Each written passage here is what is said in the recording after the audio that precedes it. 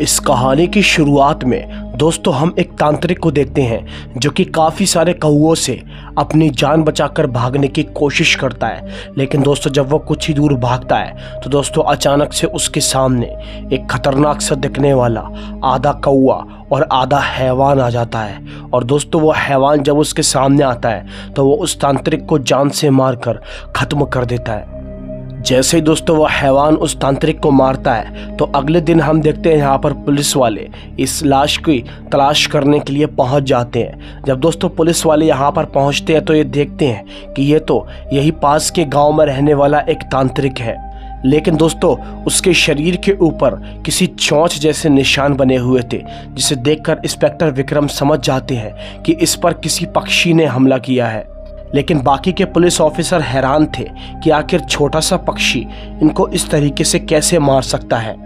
अब तभी दोस्तों ये लोग इस बात का पता लगाने की कोशिश करते हैं, इन्वेस्टिगेट करने की कोशिश करते हैं। इसीलिए ये लोग इन बाबा के आश्रम तक पहुंच जाते हैं जहां से ये लोग कुछ छानबीन करना चाहते हैं। दरअसल दोस्तों वहां पर एक और पंडित होता है जो कि इनको अंदर जाने से मना कर देता है, छानबीन करने से मना कर देता है। लेकिन इंस्पेक्टर विक्रम अंदर जाने ही वाले थे कि तभी अचानक से दोस्तों इनके पास ऊपर से कॉल आता है और इनसे कहा जाता है कि ये लोग आश्रम में छानबीन ना करें। अब ये बात सुनकर इंस्पेक्टर विक्रम और काफ़ी सारे पुलिस वाले बहुत ज़्यादा शॉक हो जाते हैं। उन्हों को समझ में नहीं आता कि आखिर इनकी सर तक ये बात कैसे पहुंच गई। खैर फिर कुछ ही देर के बाद ये तीनों के तीनों वहाँ से चले जाते हैं। और अब दोस्तों हम उसी पंडित को देखते हैं जो कि उसी आश्रम के अंदर रहता है। उस पंडित को दोस्तों आसमान के अंदर कौवे दिखाई देते हैं, जिसके बाद वो अपनी जान बचाकर यहाँ से जंगल की ओर भागने की कोशिश करता है। लेकिन अचानक से उसके सामने वही कौवा मारा हैवान आ जाता है। और तभी दोस्तों वो पंडित अपने हाथ में एक बंदूक को लेकर उसको गन पॉइंट पर ले लेता है। लेकिन दोस्तों बंदूक का उस हैवान पर कोई असर नहीं होता है। और तभी दोस्तों वो हैवान उस पंडित को जान से मारकर ख़त्म कर देता है। अगली सुबह इंस्पेक्टर विक्रम को पता चलता है कि जो पंडित रात में उनको मिला था अब उस पंडित की भी मौत हो चुकी है। इंस्पेक्टर विक्रम बहुत ज़्यादा गुस्सा होते हैं और वो ऊपर अपने सर को कॉल करते हैं और बोलते हैं कि हमें एक बार उस आश्रम की छानबीन कर लेने दो। लेकिन दोस्तों ऊपर से आवाज़ आती है कि आप आश्रम की छानबीन नहीं कर सकते। अब इंस्पेक्टर विक्रम बहुत तेज गुस्सा करते हैं कि तभी दोस्तों वहाँ पर खड़ा हुआ इंस्पेक्टर अभिनाथ इंस्पेक्टर विक्रम से बोलता है, सर हमें इस बात का पता लगाना होगा कि हमारे सर को किसने ये कॉल करके बात बताई कि आखिर हम आश्रम की छानबीन करने जा रहे हैं तांत्रिक के केस के मामले में।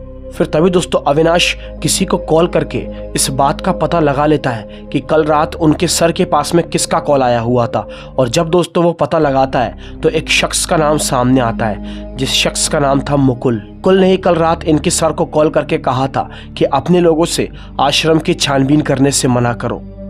अब तभी दोस्तों ये लोग मुकुल के बारे में सारी सच्चाई और जानकारी पता लगाने की कोशिश करते हैं। इंस्पेक्टर विक्रम और रोशनी से बोलते हैं जो कि इन्हीं की इंस्पेक्टर फीमेल इंस्पेक्टर होती है। और रोशनी से बोलते हैं कि कल तुम मुकुल के घर पर जाओ और उसका फ़ोन जब्त करके हमारे पास में ले आओ, क्या पता हमको उससे बहुत सारी जानकारी मिलेगी। फिर तभी दोस्तों रोशनी ऐसा ही करती है। वो अगली रात को खूब अच्छी तरीके से तैयार वगैरह होकर मुकुल के घर के अंदर चली जाती है प्लान के मुताबिक। अब चूंकि उससे उसके सर भी कनेक्टेड थे जो कि पल पल की खबरें ले रहे थे। अब जैसी दोस्तों रोशनी अंदर जाती है तो वो मुकुल से मिलती है। वो अब यहाँ पर बहाने वगैरह बनाना शुरू कर देती है कि वो मुकुल से कुछ काम करवाने के लिए आई है। और मुकुल उसकी खूबसूरती को देखकर पूरी तरह से पागल हो चुका था। अब मुकुल उसके लिए कुछ ठंडा लेने के लिए किचन के अंदर जाता है कि तभी दोस्तों अचानक से रोशनी उसका फ़ोन जब्त कर लेती है और अपने सर इंस्पेक्टर विक्रम को कॉल करके बोलती है कि मैंने उसका फ़ोन ले लिया है। इंस्पेक्टर विक्रम उससे बोलते हैं कि तुम जल्दी से उस घर से बाहर निकल जाओ। लेकिन दोस्तों उससे पहले कि वो निकल पाती तभी मुकुल ये सारी सच्चाई देख लेता है। वो बोलता है कि मुझे सब पता है कि तुम मेरे घर के अंदर किसी मकसद से आई हो। अब यहाँ पर मुकुल उससे बोलता है कि तुम्हें मैं इस घर से बाहर नहीं निकलने दूंगा। फिर तभी दोस्तों मुकुल उस लड़की के ऊपर जोर ज़बरदस्ती करने की कोशिश करता है। लेकिन इसी बीच दोस्तों वहाँ पर उस कमरे की लाइट चली जाती है। जैसे उस कमरे की लाइट जाती है तो वहाँ पर कौओं की आवाज़ आना शुरू हो जाती है। मुकुल देखने की कोशिश करता है कि आखिर वहाँ पर कौन है, कि तभी दोस्तों हम देख पाते हैं ये वही हैवान होता है जो कि दोस्तों अब मुकुल को जान से मारकर ख़त्म कर देता है। ये दृश्य अपनी आंखों से रोशनी भी देखती है और अपने सर से बात करने की कोशिश करती है। अभी तक उसके इंस्पेक्टर विक्रम सर कनेक्टेड थे, लेकिन अभी दोस्तों वो बात नहीं कर पा रहे थे। जी हाँ दोस्तों, कौआ मानव उसी के सामने होता है और उसके करीब बढ़ना शुरू करता है, लेकिन तभी यहाँ पर अविनाश आता है और वो रोशनी की जान को बचाकर यहाँ से ले जाता है। फिर तभी अगली रात को हम देखते हैं ये तीनों पुलिस ऑफिसर्स आपस में मिलते हैं। रोशनी इंस्पेक्टर विक्रम से बोलती है कि सर, कल रात मैंने अपनी आंखों से देखा, वो कोई आधा कौआ और आधा हैवान था। लेकिन एक बात मुझे समझ में नहीं आई कि आप तो मुझसे पूरे टाइम कनेक्टेड थे, लेकिन जब वो कौआ मानव मुझे दिखा तो आप एकदम कहाँ चले गए थे। तभी दोस्तों इंस्पेक्टर विक्रम रोशनी से बोलता है कि वहाँ पर नेटवर्क का प्रॉब्लम था, इसीलिए मैं कनेक्टेड नहीं रह पाया। अब कुछ ही देर के बाद इंस्पेक्टर विक्रम वहां से चले जाते हैं और तभी दोस्तों रोशनी को इंस्पेक्टर विक्रम यानी कि अपने सर के ऊपर शक होना शुरू हो जाता है। वो अविनाश से बोलती है कि तुम मानो चाहे मत मानो, मुझे अपने सर पर शक हो रहा है, क्योंकि हमारे स्टाफ की बात हम तीनों में से किसी को नहीं पता, लेकिन फिर भी हमारी सारी बातें लीक हो जाती हैं। जैसे कि हम उस दिन आश्रम में छानबीन करने के लिए जा रहे थे, तो यह बात मुकुल तक और हमारे सर तक कैसे पहुंची। और सबसे बड़ी बात यहाँ पर रोशनी बोलती है कि इंस्पेक्टर विक्रम सर कल रात मुझसे पूरे टाइम कनेक्टेड थे, लेकिन जब वो कौआ मानव मुझे दिखा तो एकदम से सर अनकनेक्टेड हो चुके थे। दोस्तों अविनाश इस बात को बिल्कुल भी मानने को तैयार नहीं होता, क्योंकि वो अपने सर पर बहुत भरोसा करता था। उससे बोलता है कि तुम्हारे पास इसका कोई सबूत नहीं है, इसीलिए मैं तुम्हारी बात को नहीं मानूंगा। अब तभी रोशनी फैसला करती है कि वो अपने सर के खिलाफ सबूत इकट्ठा करेगी। अगली रात को दोस्तों हम देखते हैं वह अपने सर की गाड़ी का पीछा करना शुरू कर देती है।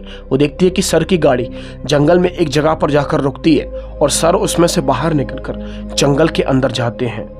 रोशनी भी उनका पीछा करना शुरू कर देती है और कुछ ही देर के बाद रोशनी अपनी आंखों से ये दृश्य देखती है कि दोस्तों वो जो कौआ मानव कोई और नहीं बल्कि उसी के सर होते हैं, यानी कि इंस्पेक्टर विक्रम होता है। यानी कि रोशनी का शक एकदम सही निकला।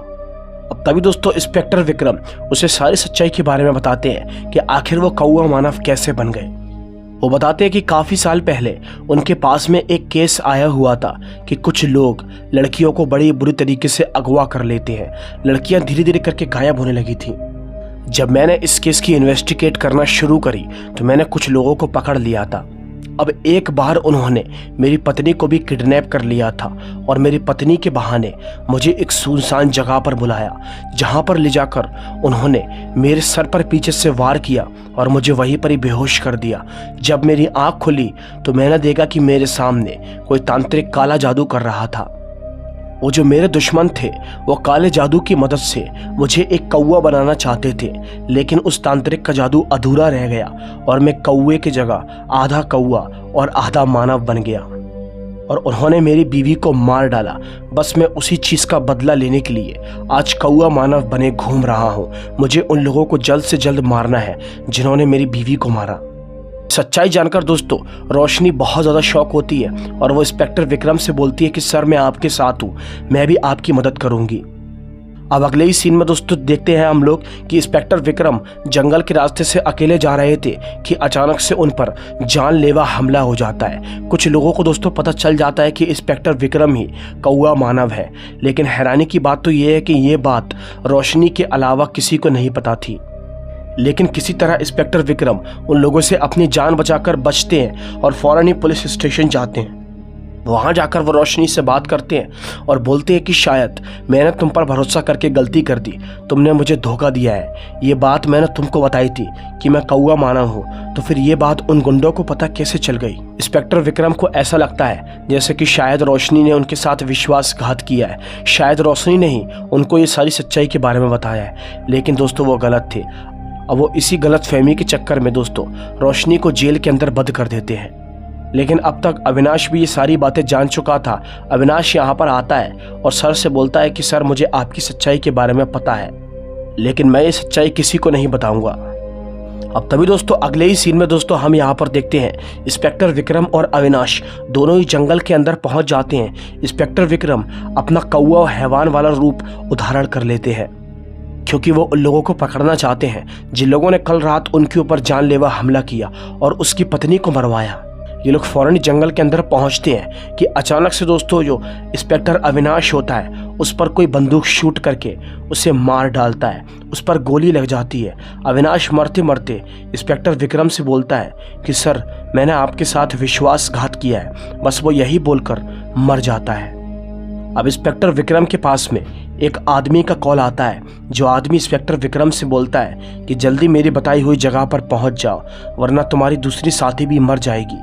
जी हाँ दोस्तों, उन्होंने रोशनी को बंदी बनाकर रख लिया था।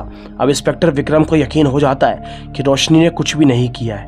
इंस्पेक्टर विक्रम को रोशनी की फिक्र होती है, इसीलिए वो उन गुंडों की बताई हुई जगह पर पहुंच जाते हैं। दोस्तों वहां जाते हैं तो देखते हैं एक मास्टरमाइंड आदमी खड़ा हुआ था, साथ ही साथ रोशनी गिरफ्तार थी, साथ ही साथ रोशनी बंदी बनी हुई थी और एक तांत्रिक भी यहाँ पर बैठी हुई थी। वो आदमी दोस्तों अब यहाँ पर इंस्पेक्टर विक्रम से बोलता है कि तुम हमारे पीछे हाथ धोकर क्यों पड़े हुए हो, क्या चाहते हो तुम हमसे। तभी दोस्तों इंस्पेक्टर विक्रम उससे बोलते हैं कि मैं तुमसे अपनी बीवी का बदला लेना चाहता हूँ। फिर तभी दोस्तों वो आदमी हंसने लगता है और यहाँ पर किसी को आने के लिए बोलता है। तभी दोस्तों हम देखते हैं इंस्पेक्टर विक्रम की बीवी यहाँ पर प्रवेश करती है। जी हाँ दोस्तों, अब वो आदमी हंस कर इंस्पेक्टर विक्रम से बोलता है कि तुम इस औरत का बदला लेने के लिए हमारे पीछे पड़े हुए हो, जो औरत कभी तुम्हारी थी ही नहीं। जी हाँ दोस्तों, यानी कि इंस्पेक्टर विक्रम की बीवी मरी नहीं है, बल्कि वो तो शुरुआत से ही इन गुंडों के प्लान में शामिल है, क्योंकि उसने इंस्पेक्टर विक्रम से कभी प्यार किया ही नहीं था, उसने झूठी शादी की थी। वो आदमी बोलता है कि ये रही तुम्हारी बीवी जिसके लिए तुम हमसे बदला लेने के लिए तड़प रहे थे। दोस्तों उसकी बीवी इंस्पेक्टर विक्रम से बोलती है कि तुम बहुत ईमानदार थे, इसीलिए मुझे तुम्हारे साथ खेलने में बहुत मजा आया। ये सच्चाई जानकर दोस्तों इंस्पेक्टर विक्रम को जो तकलीफ होती है वो तो केवल बेचारे वही जानते हैं।